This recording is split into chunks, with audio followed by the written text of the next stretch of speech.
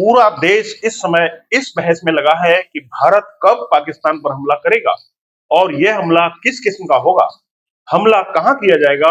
अखबारों में छपे लेख, टीवी चैनलों पर हो रही बहस और डिजिटल मीडिया देखने के बाद 10 से ज्यादा सुझाव हमारे सामने हैं। इनका जिक्र करने से पहले यह जानना जरूरी है कि मोदी सरकार को तय करना है कि क्या करना है। आतंकवादियों को ट्रेनिंग कैंप पर निशाना साधना है या हाफिज सईद जैसे सरगना को मार गिराना है। आईएसआई के अफसरों के ठिकानों पर ड्रोन से हमला करना है या लड़ाकू विमानों को टास्क देना है। कुछ जानकारों का कहना है कि पुलवामा के बाद भारत को यह सब तय कर लेना था और पाकिस्तान को सख्त चेतावनी दे देनी चाहिए थी। लेकिन अगर अगला हमला हुआ तो हम तुरंत जवाबी कार्रवाई करेंगे। एक, जैसे इंदिरा गांधी ने बांग्लादेश बनाया, वैसे ही मोदी को बलूचिस्तान बनाने में सक्रिय हो जाना चाहिए। दो, बलूचिस्तान के साथ साथ खैबर पख्तूनख्वा में भी फैल रहे असंतोष को हवा देनी चाहिए। नंबर तीन, पाक के कब्जे वाले कश्मीर पर कब्जा करना चाहिए। चार, एलओसी पर के पार टैंक और विमानों से चढ़ाई कर देनी चाहिए ताकि एलओसी को बदला जा सके। पांच, दिल्ली में बैठे बैठे ड्रोन से आतंकी सरगनाओं के छुपे ठिकानों पर हमला करना चाहिए। और छह, कराची बंदरगाह बंद कर देने की कार्रवाई शुरू करनी चाहिए। सात, अब वीजा बंद है, अटारी बॉर्डर बंद है, तो ऐसे में पाक उच्चायोग का दफ्तर दिल्ली में क्यों है, इस पर ताला जड़ देना चाहिए। आठ, कोवर्ट ऑपरेशन चलाना चाहिए और चुन चुनकर आतंकवादी संगठनों, आईएसआई और सैन्य अफसरों की हत्या कर देनी चाहिए। नौ, सीमित युद्ध। 10, आर पार की लड़ाई का समय आ गया है। सीमित युद्ध अगर सीमित नहीं रहा तो क्या होगा? भारत जो भी करेगा पाक सेना उसका जवाब देगी, तब क्या होगा? दुनिया के दूसरे देश भारत का कितना साथ देंगे? चीन क्या करेगा? किसका पैसा पाक में लगा और पीओके का एक हिस्सा पाक ने चीन को तोहफे के रूप में दे दिया है। कुछ जानकारों का कहना है कि हो सकता है चुनावी फायदे को देखते हुए ऐसे कदम उठाए जाएं जिनका जमकर प्रचार प्रसार किया जा सके। सबसे बड़ी बात है, दोनों देश परमाणु संपन्न हथियारों से लैस हैं। भारत ने 9 फर्स्ट यूज पर हस्ताक्षर किए हैं, लेकिन अंतर्राष्ट्रीय जगत के दबाव के बावजूद पाकिस्तान ने इस पर हस्ताक्षर अभी तक नहीं किए हैं। हालांकि कुछ जानकारों का कहना है कि परमाणु हथियारों के साए में सीमित युद्ध की गुंजाइश भी निकलती है और भारत के पास मौका भी है। अमेरिकी राष्ट्रपति ट्रंप क्या ऐसा होने देंगे? वह यूक्रेन रूस युद्ध खत्म करना चाहते हैं, इजराइल हमास में समझौता करवाने में लगे हैं, ईरान से बात कर रहे हैं। ऐसे में वह भारत पाकिस्तान में तनाव को बढ़ने नहीं देंगे।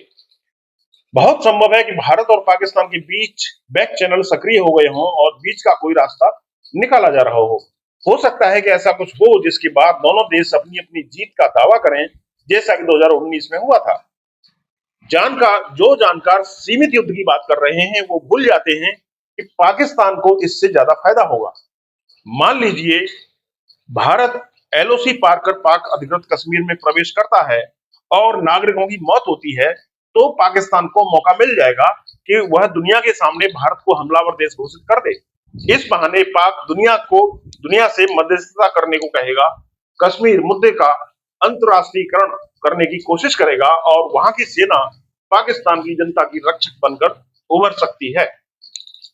सेना कहेगी कि देखा, हम ही तुम्हारी सुरक्षा कर सकते हैं। भारत यह कभी नहीं चाहेगा कि पाक में जनरल मुनीर की सेना को तवज्जो मिले, उस सेना को जहां भगदड़ मची हुई है। सुना है सेना के 100 में से ज्यादा अफसरों ने इस्तीफे दे दिए हैं। जगह जगह कोर कमांडर आपस में अधिकारों और इलाकों के लिए उलझ रहे हैं। सबसे सही उपाय तो यही है कि 3 मोर्चों पर भारत लड़े। एक, कूटनीतिक स्तर पर। 2, कोवर्ट ऑपरेशन करके खतरनाक आतंकी सरगनाओं को मौत की सजा दे। और 3, यानी कश्मीर को महफूज रखे। इसके लिए तारबंदी को मजबूत किए जाने की लेकर नफरी करने वालों को अत्याधुनिक उपकरण देना शामिल है।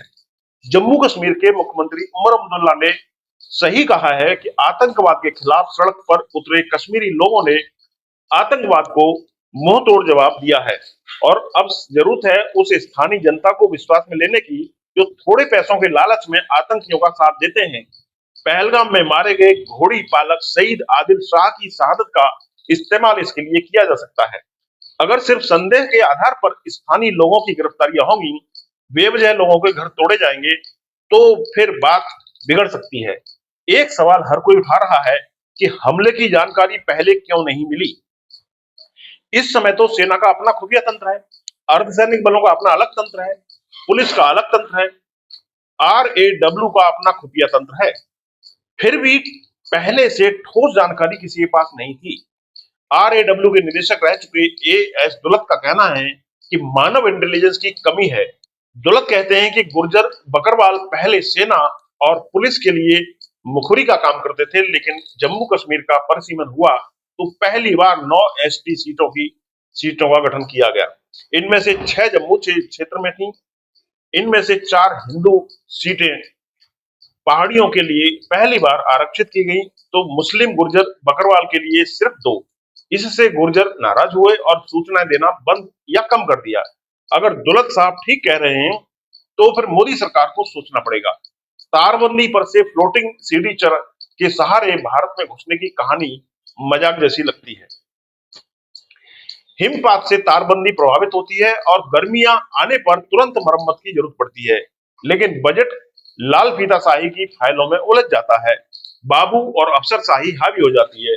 रात में देखने वाले उपकरण की बैटरी डिस्चार्ज होने पर तुरंत चार्ज नहीं हो पाती, क्योंकि बॉर्डर और LOC में बिजली की आपूर्ति गड़बड़ होती रहती है।